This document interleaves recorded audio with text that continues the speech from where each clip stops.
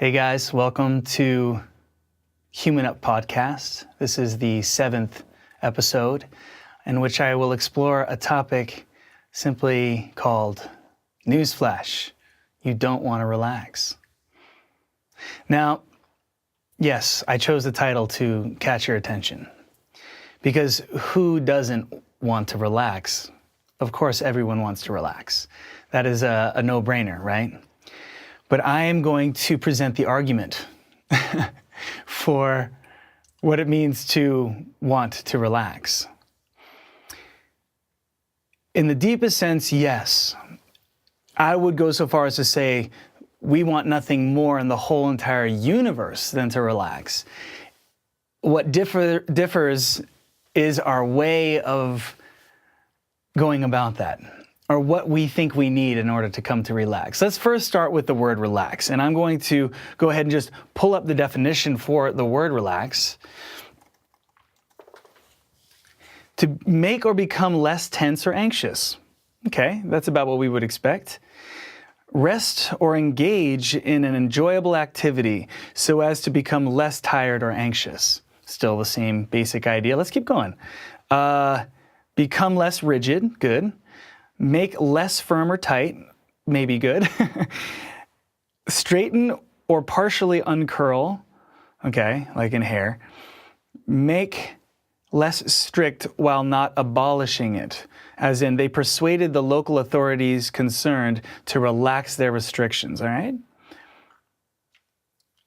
And from the origin, laxus, lax, loose, relaxare.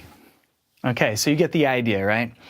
And there's the R in that, relax. So it's essentially becoming loose again. But all the definitions for the word relax are a little relaxed, if you will. The idea of relaxing is in other words, it's an undoing. So if we've gotten unlaxed, in other words, tightened, constricted, tense, that's more of a doing, right? And essentially what we want is to be undone. I would venture to say that this is what yoga, for example, as well as many of our wisdom teachings, are essentially about relaxing at the deepest level. So we've got two kinds of relax so far. We've got the relax that people just kind of automatically use, which means, hey man, relax, calm down, take a breath, hey, chill out, relax. Or, hey, go on vacation, relax. I need to take a break from work, and I just need to go and relax. I'm going to have a glass of wine and relax, right? We just use it all the time in that kind of sense. Or we might be using it in the sense of, I'm going to go to yoga class and I just really need to relax. So there's so many ways that we use the word relax, but it rings of an episodic kind of respite from the tension that we're used to. So in other words, relaxing is a part of the time break from the norm. So the norm here is framed just by implication as the tension. The tension is the norm. The tightness, the anxiousness is more of the norm. Relax is get a break from that, right? It's not necessarily explicitly stated, but it's implied again and again. To relax is the less common state of being as opposed to the more common state.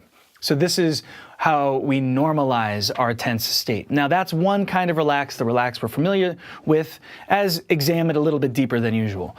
On the other hand, the relax that yoga speaks to is a very, very different relax. And when I say yoga, I'm talking about the real deal. The real yoga is not a matter of stretches and postures and breathing techniques that'll make you relax. And in a way, it's the way we go about relaxing is almost tense. It's funny that it would be that way, but it's so obvious once you start to see it that we're actually trying to get relaxed is a paradox. You can't force relaxation. So yoga speaks to this at the deepest and deepest and deepest of all levels, because yoga is essentially not a physical exercise first, which is the way it's been framed to us in our modern day society. But even going back to classical yoga, you have to kind of sift through so much to get to the heart of yoga, which is not necessarily classical or ancient history. It's as current and more current than ever because it's essentially out of time. Real yoga is not from the past or from a specific place on the earth like India.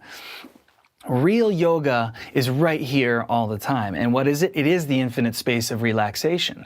So without having originally intended to venture into the definition of yoga, because I have another episode coming up that's going to be really all about that. But this one is really about, I'm going to pull the yoga in the definition of yoga to help us understand what relax is. So the opening sutra of Patanjali's Yoga Sutras, and Patanjali is seen as one of the fathers, if not like the father of yoga, and a lot of thinking in regards to what yoga is. These days, we think of Patanjali as, he's kind of like the father, the godfather of yoga in a lot of ways. He has the Yoga Sutras, which is sutras is threads. It's basically brilliantly weaved yogic axiom after axiom that helps us to go deeper into yoga.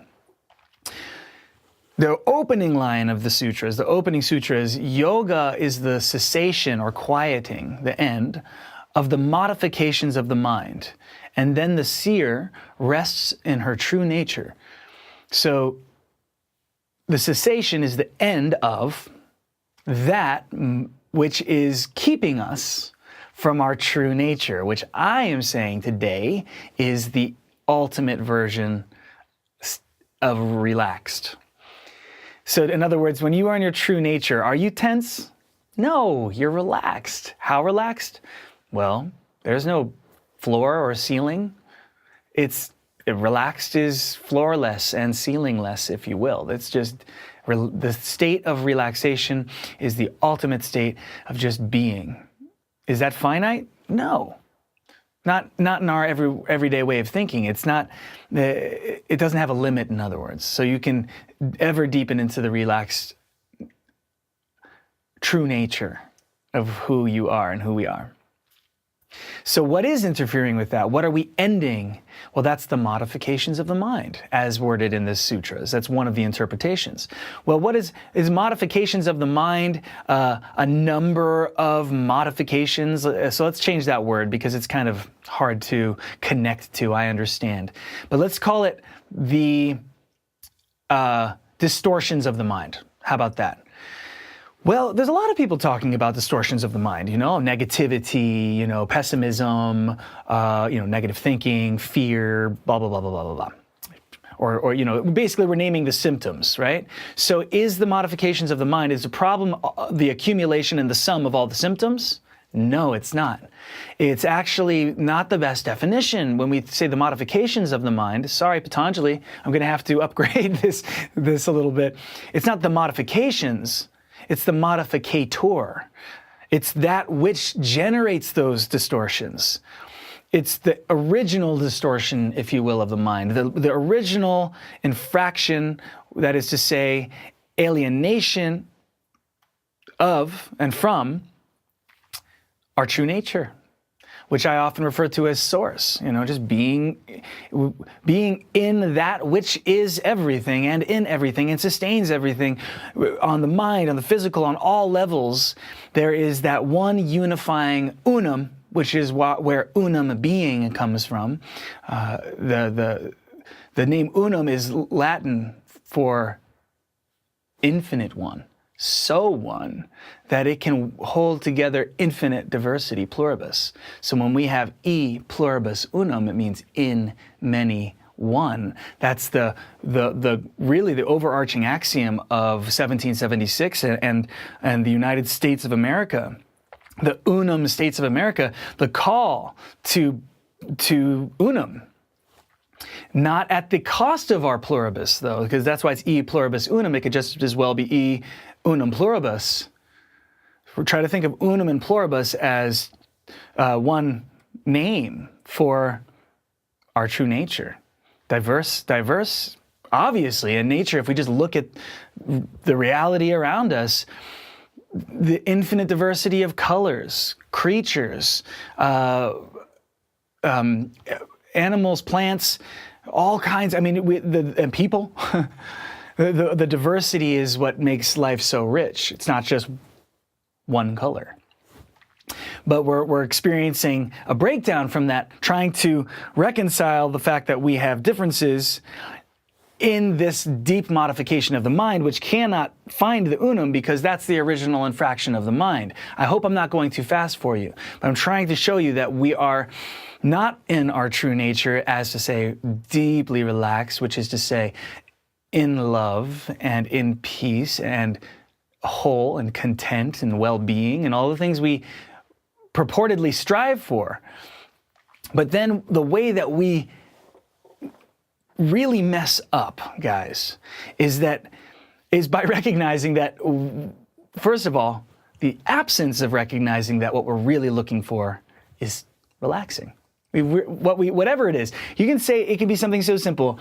I need that woman or that guy that is the apple of my eye, and once I attain her or him, I have love. And once I have that love, then I will truly be happy, and then I can relax. Once I become famous and I gain all these followers and once I reach that 30 million likes on one of my videos, then I will have had reached that stage of notoriety. Therefore, I will be known. Therefore, I will be important. And once I'm important, then I can love myself for what I've accomplished, and then I can relax. It's so funny because it's so obvious, and yet, how many people actually do this? How many people actually follow their logic? How many people are just acting from the knee-jerk impulse to get what they've in light speed decide that once I get that, I will be happy, and happy equals relax. They don't even get to happy equals relax. They just, I want that. I want that. And then if you challenge that, get out of my way. That's what I want. Nothing's going to get in the way. I want that. And so what are you now? You are displaced from your true nature. You are displaced from being relaxed. You can't relax because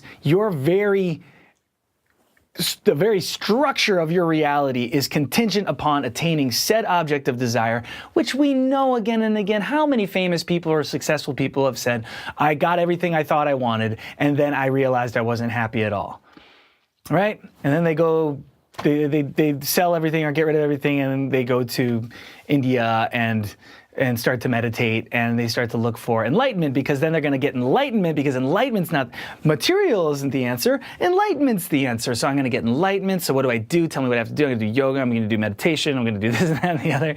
And then I'll get enlightened, and then I'll be happy, and then I can relax. Then I'm in my true nature.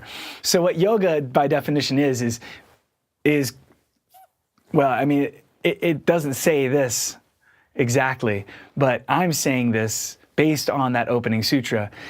We are putting the cart before the horse, to use an old adage, and we are basically using the very distortion of the mind that makes us think that once I accomplish A, B, and C, once I attain A, B, and C, once I have this object of desire, then I will be happy, and then I'll be relaxed. Even if that object of desire is noble sounding, like optimal health, or enlightenment, or whatever it may be. So it doesn't have to be like you're materialistic. Oh, don't be materialistic. Go to spiritualistic. No, it's both of those are in the same boat, guys. It's the act of displacing your true nature, which is right here, right now, always, into, you almost cast it away. We don't mean to do this, of course, because we are in a state, that original distortion of the mind is to say a separation from unum, which is to say our true nature, our sense of peace and oneness and wholeness, and just, what we're really looking for. It's right here, right now, where you're sitting, in this moment, watching this video. I'm telling you, it's right now. So if you're being told, or if you're just thinking automatically that I have to do A, B, and C to get to where you are already right now, potentially, Don't you think that that's kind of a crime, and somebody should have told you that, excuse me, I don't want to interrupt you right now, but you're pushing away what you want in the name of getting what you want. And I just wanted to point that out real quick. Well, that's me. That's me. That's why I'm here right now, is to say stop doing that. Or at least see it, for God's sake, because you can't stop it if you don't see it. So yoga, first and foremost, I'm saying, is stop doing that. By how? Well, see that you're doing that. This is a great relief, but this is where the opening title comes in. You don't want that. Why? Because we are so fixated and entranced and supported by a culture that is entranced in the original faulty solution to our suffering, which is, so at the deepest level, we don't feel our true nature. We don't feel peaceful. We don't feel content. We don't feel whole. And that becomes the driving force, because there's nothing more important to anyone than to find what? That state of being, that happiness, that wholeness, that peacefulness, that safety. And safety is a really key word here, because you cannot relax if you don't feel safe. And we have a fight or flight mechanism that is part of the beauty of nature. It's part of this amazing built-in intelligence that has led all of nature to where we are now. Every being, every creature. That fight or flight is actually a brilliant fight, flight, freeze. So it's actually 3 Fs. The response of protection is a survival thing. But at the hands of our original distortion of the mind, at the hands of feeling incomplete, inherently, where we are in a way, that's what tension and anxiety is basically a perpetual fight or flight, like a continuous clench of the fist. Like, imagine your fist is clenched and you literally, no matter how badly you want it, could not unclench it. It's just, sorry, it's clenched. That is, I want you to try that with me right now. Just kind of clench your hand really, really tight, and feel that. Feel that it doesn't feel good. It doesn't feel peaceful. It doesn't feel relaxed. It's not your true nature. And then what we're doing is we're prying. When we're doing yoga, for example, we're not unclenching. We're not relaxing. We're taking that fist and we're prying it open. And we go, hey, look, I'm flexible. But you never actually relaxed. You never actually left fight or flight. Well, so much of our medicine and so much of our solutions and so much of what we do, even just, our addictions. Think about our addictive behaviors. For example, drinking is a great example. So what does drinking do? It's a relaxant. It helps us to, it allows us to relieve ourselves of that tension. Think about the opioid crisis, which is a bad name for it, because that's the name of the symptom, is the abuse of opioids, which people are turning to. Why? Because they are clenched so deeply on this deepest level that it doesn't seem to matter what we do. If I can take a pill and make it go away, yeah, easy breezy, right? But then I need more, and then I need more. Why? Because I'm not actually getting to the original clench, that original severance from my true nature. And then, so whether the action taken is a self-medicating through alcohol or opioids or whatever it might be, and then that'll always turn into addiction because you need more. And then you need more of the more, and then more. And then you've got the health issues and the problems in your life, or just death. So the crisis is not the opioids, guys. The crisis is what's leading us to the opioids, which is the same thing that might be leading you yourself. Now, this may seem like a big jump, but I'm telling you it's connected. Think about what you're going after in your life right now, even if it's something that everyone else is doing, like getting a good job so that you can have money, so that you can have security, so that you can relax. And then notice the kind of enslavement that we get where it feels like, well, I just got to keep doing that. But at least I got a pension plan. At least by the time I'm 65, I'll be able to just relax, right? And that's not even secure, because that rug could be pulled out from under you.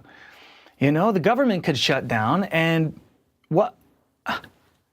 So what I'm saying is, even the illusion of success, even if you do attain, you got so much money you could never run out. If you are cut off from your true nature, peace, deep relaxation and trust, doesn't matter what you get. It doesn't matter what you attain. And just because everyone's doing it is not the reason that it's okay or healthy. And that's one of the hardest things to get here, because we judge what we should be doing or shouldn't be doing usually on what? Well, what's everybody else doing? Like, hey, how am I supposed to look here? How am I supposed to act here? What am I supposed to be doing? Well, what's everybody else doing? Okay, cool. I'm going to do that, right? What does everybody else think? And of course, there's a lot of diversity in the way that we think, but given our immediate sphere of influence and our community, or what we admire, the kind of people we admire, what we do is we shape ourselves continuously to adhere to what is everyone else doing? Okay, I'm going to do that. And think about it. If you're ever different, what are you? You're a freak. You're a weirdo. You're an outcast. You're a misfit. You don't belong. We don't like you. You're exiled. And there's a deep, deep need to belong in all of us. That's part of the built-in, just like fight or flight. It's built into us to need to belong, because that's safety. Okay, good. Safety in numbers, okay? But this is the kicker. What if the numbers are unsafe? What if all 8 billion, even if you belong to all 8 billion people, but all 8 billion people are unsafe because of this original distortion of your mind, and therefore your being and your consciousness, and you cannot relax? And what if that's exactly what's creating all the greed and all of the imbalances that we are now threatened by, is from that same original distortion, right? So we can so easily point at the government or point at this leader or that leader and go, they're the bad guys. If we just got a good person in office, then everything would be okay. I'm completely innocent. I'm just a victim here. It's the people who are in charge, and we can shake our fingers. Fine, have at it. But you're not solving the problem. You're not getting down to the bottom of it. And this is the best news in the world, because, if you don't need the middleman to change, if you don't need your partner to change, if you don't have to get your mom and dad to apologize, if you don't need to get somebody to accept you in order to come into your true nature, if you can come to true autonomy in the sense of, I don't need what I thought I wanted. Holy moly, guys. Is that not the greatest freedom? To not need to manipulate everything out there? I mean, God, we're sweating bullets trying to put it all together. And even if you do manifest the appearance of security in your bank account or in your home or in your partnership or all this stuff, you're still not. You're not only not relaxed, you're worse off than you were before, because you have just now basically reiterated again and again everything that was driving you, which was, I don't feel complete. I don't feel safe. I don't feel relaxed. I don't feel whole. And you basically spent your life acting on that, didn't make it go away. All it did was deepen it. And now you've got all of the things around you that you thought were going to do it, whether it's success, a partner, the perfect job, blah, blah, blah, blah, blah, whatever it may be. People like me, and you're there, you're famous, I have a family now, I got my perfect house, I live in the town I want to live in, blah, blah, blah, blah. Whatever it is, it's not going to make you feel like you can relax into your true nature. And now you've practiced it even longer, so you're even more addicted to the go, go, go. So now you've got everything around you. You're in paradise, let's say. You've succeeded in your 2-hour work week, and you've got financial freedom and all these things that you just automatically decided that was what was going to make me happy. And now you got it. Now what? Are you really able to relax? And I'm going to go out on a limb here and say, no, you can't. In fact, you're going to have a harder time relaxing than anybody. And this is when people start to have their midlife crises and they start to go, what did I do wrong? And they start to seek in the spiritual, and then the spiritual people who are quote unquote spiritual leaders and gurus and teachers haven't addressed this root issue either. And they become the face of the next thing that you got to chase after in order for you to relax. So what I'm trying to say is it's easy to say I want to relax. But the fact of the matter is, and I come across this again and again in my work and in relationships, that when I am calling this out, and in yoga class, my yoga class isn't the most popular yoga class. Why? Because I'm asking people to slow down. Why? Because slowing down is a way of opting out of nervous action, anxious action. So we come in, we do a yoga class, we call it yoga, but we cater it for the nervousness and for the anxiousness and for the striving to the goalness that is the very cause of that original aberration. It's not the cause, it's one of the symptoms of that original aberration. What is the cause? What is the cause of it? Well, that's when we start to get deeper. Before we get there, though, I want to remind you that we're trying to get better. We're trying to get relaxed with our anxiety. That's what I'm basically saying to you. And worse yet, we get addicted to that. So just like you can get addicted to, an opioid or a painkiller or, any substance, you can get addicted to anxiety. And it's almost like addicted to a fight or flight state that you can't stop. Doesn't that sound like hell? Like if you literally can't relax, that's hell. No matter where you are, what situation you've managed to surround yourself in, if you are incapable of enjoying it, which means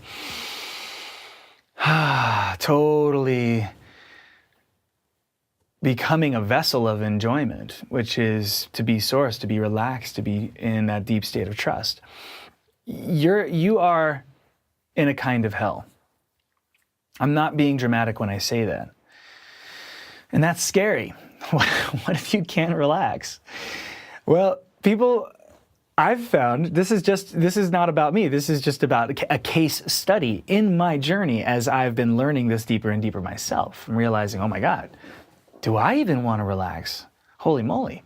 And the actions that we take that are coming from wanting to medicate, it's almost like you're not really in charge of those actions. It's almost like your life starts to happen to you. And that's what really, if you just take a alcohol addiction, anybody who understands alcoholism and the deep need to medicate this original clench in our beings, you understand that even though you have the idea, I should not drink this much, what wins the day is I need to relax. And I need more. I need more. I need more. That's the kind of rudimentary logic that's governing, which isn't really logic. It's just a justification to kind of, we'll find a way to justify more, right? And then we get frowned upon for that. We get frowned upon for being an addict, but it's like, hey, we're not getting to the core issue. The core issue is not even, well, what happened to you when you were a kid? Oh, I was abused. Oh, well, that's the problem. That's still superficial relative to what I'm speaking to. And this is good news because you could spend years, going in circles and rehashing old things again and again and again. And I'm not saying that getting in touch with those things that happened is pointless. I think that it's highly valuable. But if we are overly fixated on looking at what happened, we're still missing the original what happened. And this is where yoga, the true teaching of yoga, comes in. And you don't ever have to roll out a mat to be the most badass yogi you could ever be. And that's because it's not about the stretching, guys. The rolling out of the mat, that's great. That's wonderful. But that's not yoga. That is, we can bring yoga to the mat. We can bring yoga to everyday activities like driving, eating, everything, right? But the original understanding of yoga is really to not talk about source or think about source or unum, but to genuinely commune with source itself, with unum, and that's our true nature. That's our real state of relaxed. And then here's the other kicker now, because our idea of relaxed may sound like, and this is why the word isn't so great, laxed, loose. It almost sounds like you're in a hot tub and you're just like, right? Which doesn't sound very practical for life. So that's why either we're relaxing episodically or we're go, go, go, go. So it's like, in a way, it's a manic depressive like sort of way of being in life. And that's not the real relaxed. So anybody can say, yeah, I want to relax, give me a glass of wine, or I want to relax, let me take a yoga class, or I want to relax, let me attain said object of desire, and then I can relax. Anybody can go after that version of relaxed, but I'm venturing to say that there is a deeper form of relaxed that you're really looking for, but you don't want it at the same time because it's a threat to your whole life structure. In other words, we build up entire lives around stress. Our lives are almost founded on stress and anxiety. And then we whine and complain about how stressed we are. But then when the real solution comes along, it's like, oh no, I don't feel like slowing down. I get that a lot. I really don't like slowing down in yoga. Yoga takes too much patience, and I need to go, go, go. And I'm like, well, that's your problem. That's exactly why you need to slow down. But I don't fight anybody on it. I just, I nod and say you do your thing as long as you need to. But I'm here to reach out to those of you out there who are tired of that and are ready to really be thrilled at the realization that it's so much more immediate than any of us have been making it. That's good news, but you might have to let go of your addiction to stress, which means your addiction to getting what you think you want in order to relax, and just relaxing, moving into a deep state of trust and relaxation. But we cannot do that. You cannot stress your way into a relaxed state. So that's where the deep letting go comes in. When? All the time. Well, that's not practical. I have to go to work. Well, this is one of the big mistakes we make, that to be relaxed means that we are not able to function in everyday life. In other words, either we're passive or we are active. And I want you to bring those two words together, just like pluribus unum. Passive active. Passive active is good. It's got a nice ring. Passive active. And imagine a state of being completely relaxed. Like right now, I feel totally relaxed. And yet, am I doing nothing? No, I'm actually really going for it right now. I'm soaring. But I'm in the zone, right? I don't have a plan. I don't have a worry. I'm not trying to, I'm really just practicing, and it is an endless practice, letting it flow. Just letting it flow without trying to control it too much or at all, and just being relaxed. So in other words, I am passive active right now. I'm not pushing it. And so that's why even if you weren't listening and following every word that I'm saying, you're getting the vibration, you're getting the feel of it. And what I'm doing is demonstrating what I want you to find and feel, which is that you can be totally relaxed and yet show up for life full on. But you're moving in a different way. This is connected to stop, drop, and roll. You'll find that the themes that I bring up in any given podcast are actually echoed throughout all of them. And this is a perfect example, the stop, drop, and roll. The stop is first of all, cease all anxiety-ridden motion. That's what slowing down really means. Slowing down isn't like holding yourself back. Slowing down is opting out of anxiety-ridden motion, stress. You're opting out of stress. You're opting out of fight or flight triggers. That's freaking amazing right there. It's like, that's it right there. But you can't stop it if you can't recognize that it's going in the first place. And then the kicker is you can get used to stress motion so you don't even know that it's actually stressed. And it could be in the pace at which you eat. That's one that, for myself, for example, I've really had to work on in my life. Allowing the experience of eating to happen instead of getting a meal done, right? That's a really good example. Driving is another one. When you're driving, what are you doing? You're trying to get somewhere. Well, then what is it? What is everything between here and there? In the way? Well, then I want to go faster, right? What's the logic? If I get past what's in the way, then I won't have to be with this feeling of something's in the way between where I am and where I want to get to. So what do? You start to accelerate a little bit more. Then what happens? Inevitably, there's somebody that pulls right in front of you and they're driving like they're the only person in the world. And you go, oh, right? And stress. And then you get more stressed. And then you weave around them as soon as you can do it. And you go and you get to, and then you speed past them and you're like, ha. And then you get to the red light. And then the same guy, the cars you just passed, come right up next to you. and you hang your head and you don't want to look at it because it's so obvious. It's so obvious. And all you really did was just, amped up your blood pressure, increased the stress for yourself, probably the people around you too.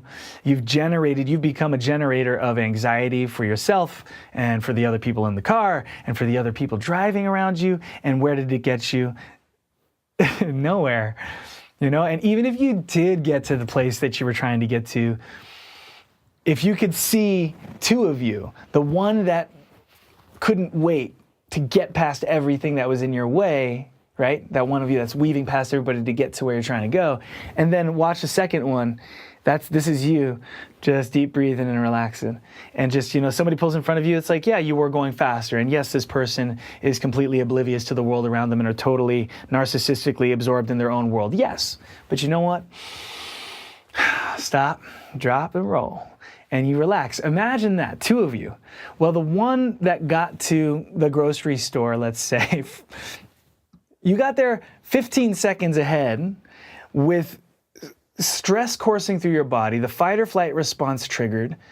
You're probably grumbling and I'm trying to make the sound of the stress effect. You know the feeling.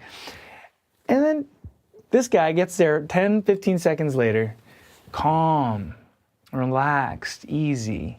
Were those 15 seconds really worth it? Really? So it's a great example, and it's one of many examples, and it's all about, yoga is really about being on top of that all the time. It's almost like once you get the fact that it's not some of the time, it's all of the time. Everything you're doing, like start to watch what you're doing. When you're brushing your teeth, are you just brushing to get it done? Or when you're eating, are you just trying to get the meal done? Are you inhaling your food? Are you really tasting it? When you're drinking water, are you really communing with the water, or are you just throwing hydration down your throat? And really start to notice what is the actual texture, the quality of my experience right now, because that's where your body is already here and speaking to you. And when we stop being here, the body sets off its alarms, its fight or flight response, in response to what? Our acting from, I'm not there yet. And so when we act in that way, we get addicted to that. And then I come along and I say, hey, slow down a little bit. And you'd be like, well, that's not my thing. That's what I mean. You don't want to relax. You don't want to slow down. You're addicted to the stimulus. It's a kind of, when I say it's an addiction, I really do mean it's an addiction. Just like you could be addicted to nicotine or caffeine, or it's like you're addicted to the fight or flight response, the adrenaline, if you will, and the stress. So what I'm saying is own that. Also know that it's wearing you down very quickly. It's like burning rubber all the time. So just be aware of that. So when you say proud of yourself, I really like to go fast, and I don't want to slow down. It's not, I really like to go, and you kind of glorify it in that way. Well, then just own what you're saying. You're saying that you don't want yoga.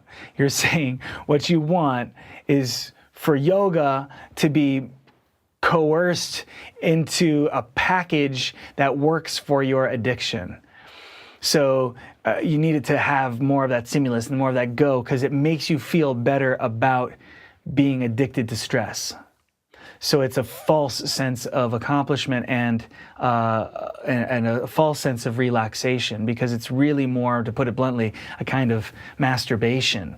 It's a kind of, glorifying your self-destructive state, and then making yourself proud of it, And so when I see this as a yoga teacher, as a true yoga teacher, I get really offended. Just to be honest, I feel offended that the word yoga is being so abused by association, the association it's gotten and continues to get, and no one's saying anything. This is my next episode, but I wouldn't say no one's saying anything. I would say that it's rare to hear anyone really calling that out. It's like there's a monopoly on yoga, and the monopoly on yoga is not from yoga.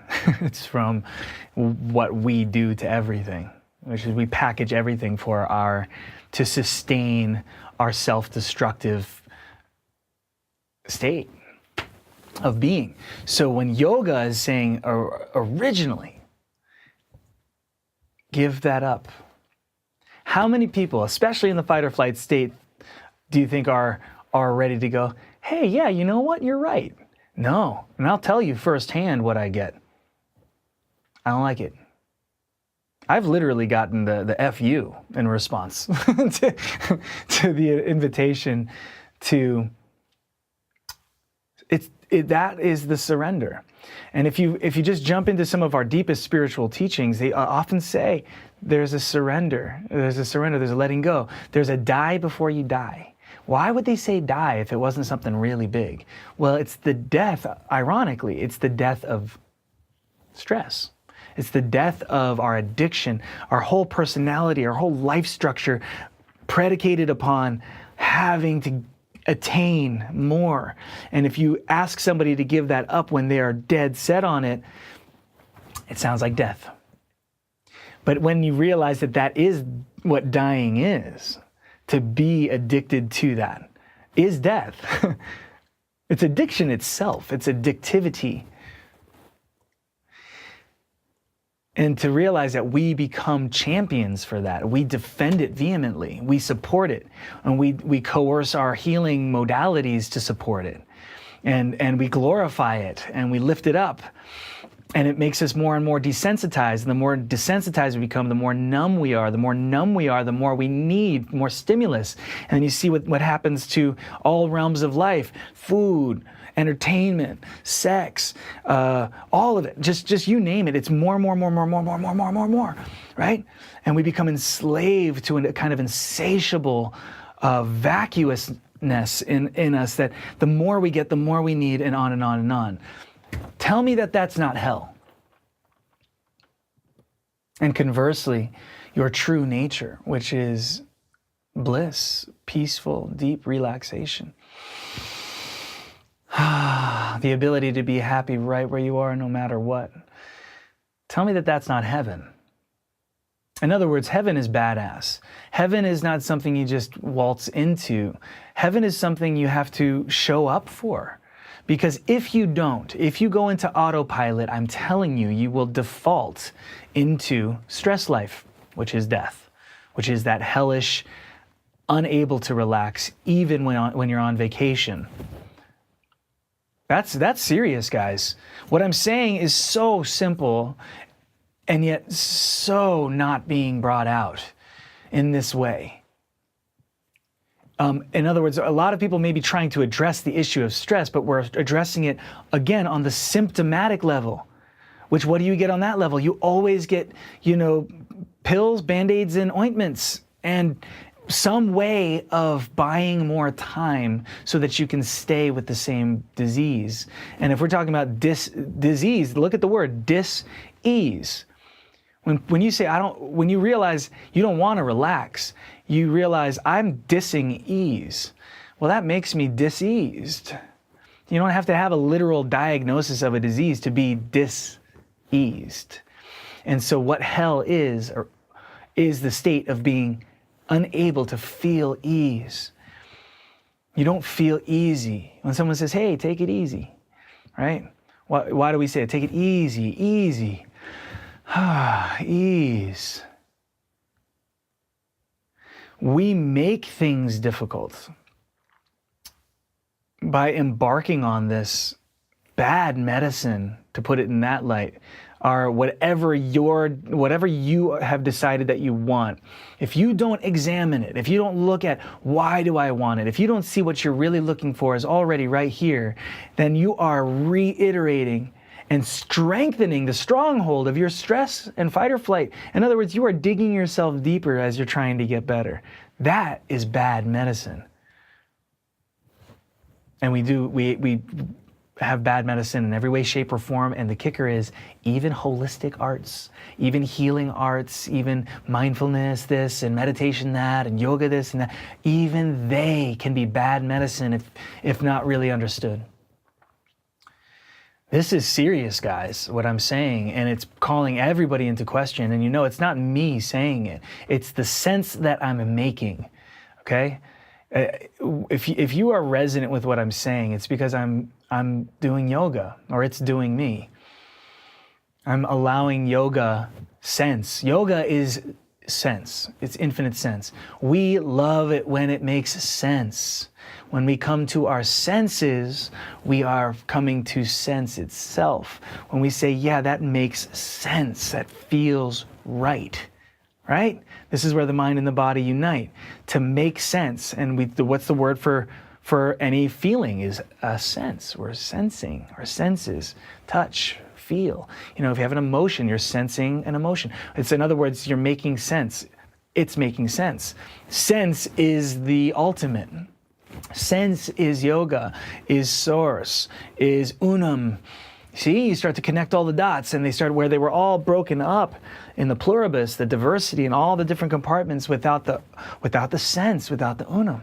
And then you see that play out in the world as wars and racism and sexism and all the breakdowns that are happening in culture and the compartmentalizing of peoples based on religion and skin color and sexual preference and on and on and on. All of the divisions. Now, if you frame it in the original distortion of the mind, which is a break from sense. It's a break from source. You have to see it almost like it comes to a point where sense is not a matter of fact.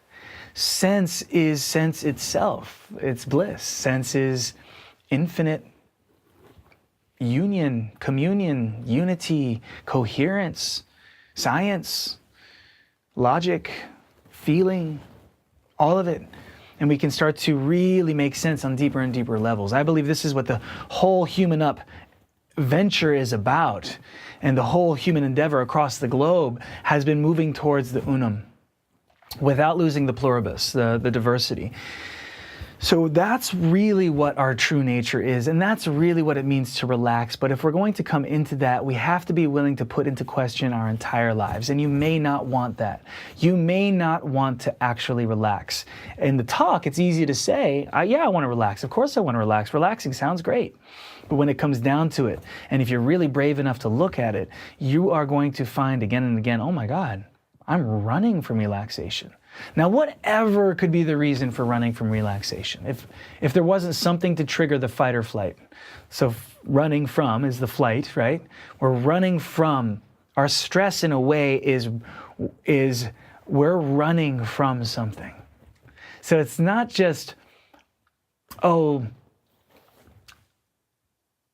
I'm just addicted to stress and I just didn't realize relaxing was there to be had and I'm going to choose relaxing. It's more like, there's something so profound about what real relaxation is that it scares the pants off of us. I said it. And this may be very humbling for us to come to this point of saying what I've been saying this whole time. We don't want to relax is a way of saying we don't want real love. We don't want real reality. We don't want real peace. We're actually scared to death of it. The idea sounds wonderful, as kept in an idea space, and that's what we call it, idealistic, right? Where somebody's idealistic if they hold these truths to be ideals. But of course we know that's just utopian and unrealistic, right? So we end up glorifying what is really the antithesis of reality as reality itself. So when we say get real, we're actually saying the opposite. We're saying stay fake. But getting real, relaxed, that's badass. And then you don't just waltz into that. You gotta recognize that getting relaxed is the most profound, badass endeavor you could ever go towards, because it requires you to let go of not only what you've been doing your whole life, but what everyone else around you is completely entranced by, hands down, if even in a healthy way, quote unquote. So this is where I call you out, guys, the most: yoga teachers, raw foodists, vegans, spiritual coaches, gurus, life coaches, channels, all you guys, metaphysicians, everyone that is seeing themselves as doing it because they've got a spiritual tag. I'm not saying you don't want to do the real deal, but you have to ask. You have to be brave enough to ask. Have I really looked at the deep yoga here, the deep science, the deep logic of what is even driving me? Could I possibly be doing the same thing that's causing all this chaos and fragmentation and stress in the world in a spiritual way? Could I be putting on the facade of I'm so loving and I'm so peaceful and I only say positive things and I never say negative things, but I'm still in the practice of running from real, running from source, running from the unum? Could it be that I have not earned the place that I've stepped into? That's a scary thing to ask, guys, but you have to be willing to ask it. I'm saying this as a supportive brother. I want a massive team of us doing the real deal. But we can't be pretending it's the real deal when really our bottom line is still serving this kind of narcissistic need for furthering ourselves on the Titanic, right? We have to see the Titanic, and that's scary because in order to see the Titanic, you got to get real. And if you're going to get real, you got to get real about yourself. You can't go like, oh yeah, I'm not on the Titanic. I'm not doing that. I'm not doing that. Look, I'm spiritual. Well, you're just digging yourself deeper too. And then if you're pulling people along into your self-deluding trip in the name of spirituality and healing, that is pretty messed up. And so you've got to be willing to look at that. Don't condemn yourself. Don't be mean to yourself, but look at it. If that's what's going on, trust me, I know it's scary, but you're going to relax. You're going to become real. You can't relax if you don't get real. And that's scary. Slowing down is the stop, drop, and roll, for example, is scary in a good way, in an exciting way. And it's a rehab that I'm asking you to embark on. The rehab is if you have habituated yourself into a stress life, you are identified with that. To let that go is scary. To let that go is really scary, but but you're gaining everything. It feels like from the fight or flight state, it feels like you're losing everything. That's why we're in a fight or flight, right? Because we're running from it. But the real reality is you're gaining everything. You're gaining yourself. You're gaining real reality. And that deep space, your true nature, which is impenetrable peace, unassailable bliss. So it is a rehab. It takes practice. We got to support each other in that. And to see, wow, it's universal. So don't feel bad. It's universal. But feel bad to the extent that, oh my God, I need to see that this is not good to continue. I need to see that I've been fooling myself. Ugh, that doesn't feel so great. I saw myself, my self-image was that I needed to feel like I was on my way, and the fact of the matter is I wasn't. I was digging myself deeper. That may not feel good to see that. Like, you may not enjoy that feeling, but you will come to enjoy it, because the more you get in touch with seeing that and feeling that, the more you're becoming your real relaxed nature, which is where you are capable of enjoying. You can't enjoy, guys. You're being robbed of your joy and your enjoyment in the stress life. So only the relaxed version of you, the real relaxed version of you, can enjoy. Enjoy, which sounds like envelop in joy. You can't do that from a clenched place. So it really is amazing. And look, your breath techniques, yoga techniques, anything that we're doing in that sense, they might give you a sense that you're relaxing, but notice how it's always temporary, and then in that sense becomes almost addictive in its own right. Again, it's a manic depressive kind of relaxed. So stress relax is manic depressive. And so getting a break or contrasting your state of stress is going to feel good to that extent. But I'm talking about a deeper relax that's deeper than that whole roller coaster that we're on. I'm talking about a steadiness of relaxation that is so much more profound and so much more blissful. And that's where we can enjoy. You know, so I hope I got you activated and aware and more woke with this sharing, so that you can be in a more powerful kind of observance of yourself, and practice more and more the stop, drop, and roll in your own life. Be at peace with the fact that it's a rehab. That's a good thing. It's like, all right, you know, like at least you're actually doing the real thing.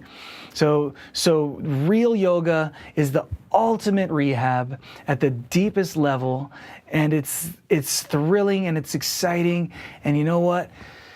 When you start to feel that fist that's clenched inside of you start to release, all the things that you thought you wanted go with it, and it's a big relief. It's a big relief to no longer want to try to elbow your way into the Titanic, you know, even if it seems like everyone else is. You know, to free yourself from that frantic way, you know, is an incredible liberation. And that's where my passion and offering comes from, is I want you to feel that. That's really what it comes down to. It would be a crime for me to see this and not find some way to activate it in others. Because it has nothing to do with information. It has nothing to do with, complicated ideas. It really what it is just making sense. It's learning how to make sense on deeper and deeper and deeper and deeper and deeper levels until you start to really become sense itself. You become coherence. And that's what the real human being is. So I invite you to human up with me. Thank you for joining, and I'll see you next time.